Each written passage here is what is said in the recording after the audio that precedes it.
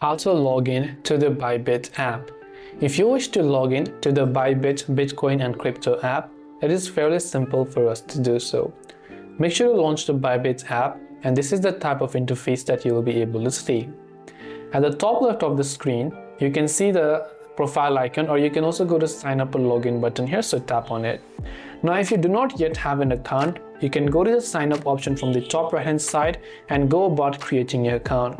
Or if you already have an account, you can log in using your email address or mobile number and password.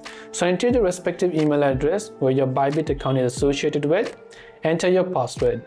Once you tap on login, if your credentials are correct, you'll be successfully logged in. Now in case you happen to forget your password, you can tap on forgot password button to reset it.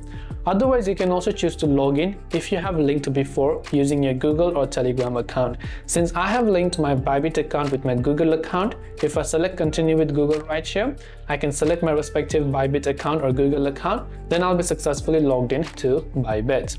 That's all it takes for us to go ahead and then log into Bybit account. I hope that this video helped you. If you have any questions, feel free to leave them down. Thanks for watching and see you soon in the next video.